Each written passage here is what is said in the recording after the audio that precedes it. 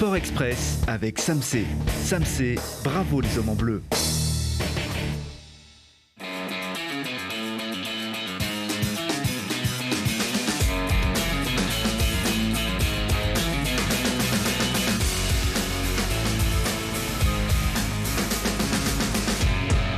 Soyez les bienvenus. Ce qu'il faut retenir des prouesses de nos athlètes, c'est ici comme chaque lundi et c'est simple à retenir. C'est un 20 sur 20, tout le monde a gagné. Et c'est le FCG Rugby qui a donné le la en battant Agen vendredi soir au Stade des Alpes.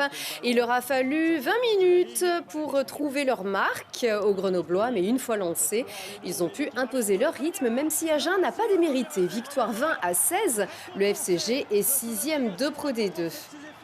Le lendemain, samedi, c'est le GF38 qui est allé s'imposer à Nîmes en prenant l'avantage dès la 12e minute avec ce but tout en maîtrise de Mathias Phaéton devant un nombreux et joyeux public grenoblois. Brice Maubleu a ensuite été assailli par les Nîmois, mais le portier grenoblois a bloqué le compteur. C'est Bambok qui l'a fait évoluer dans le sens du GF38 à la 53e minute. Score final, 2-0. Le GF38 est 4e de Ligue 2.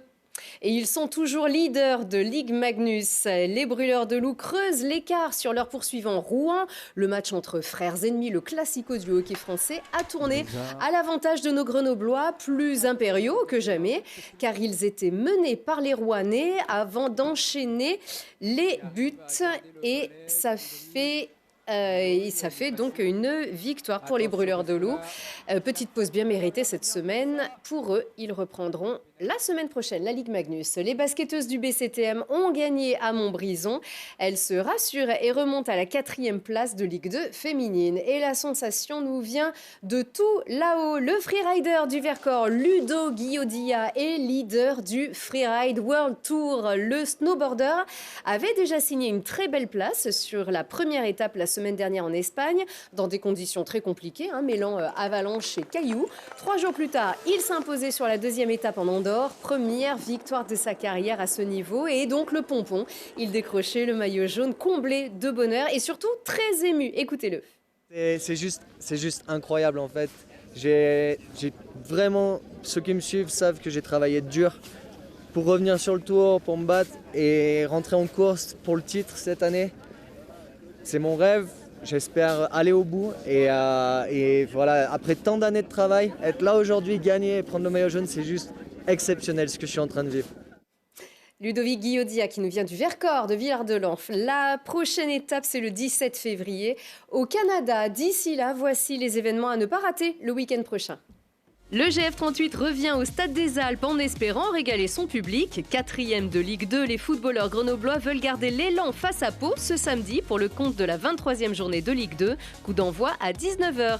Les Amazones du FCG enchaînent les matchs et poursuivent un mois de février chargé pour l'élite féminine. Après leur déplacement à Romagna, elles retrouvent le Stade Lesdiguières pour la réception de Blagnac dimanche 12 février à 16h. Et qui sera celui qui lèvera le trophée de la ville de Grenoble et celle qui remportera l'Engie Open de l'Isère, forcément des grands du tennis, car le niveau est encore très relevé cette année. Épilogue dimanche sur les cours du Grenoble Tennis. Les finales se jouent à 11h30 pour la finale messieurs et à 14h30 pour la finale dames. Et peut-être retrouvera-t-on en finale du trophée de l'Isère, donc le trophée de la ville de Grenoble, ce trophée masculin. Il y aura peut-être Gabriel Debrue, le vainqueur de Roland-Garros Junior, le Grenoblois, qui est en lice cette semaine parmi les phases finales de ce tournoi à Grenoble. Verdict donc dimanche prochain. On en reparle donc lundi prochain dans le Sport Express. Très bonne semaine.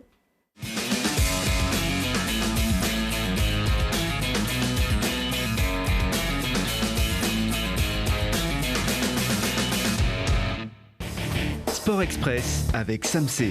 Samsé, bravo les hommes en bleu.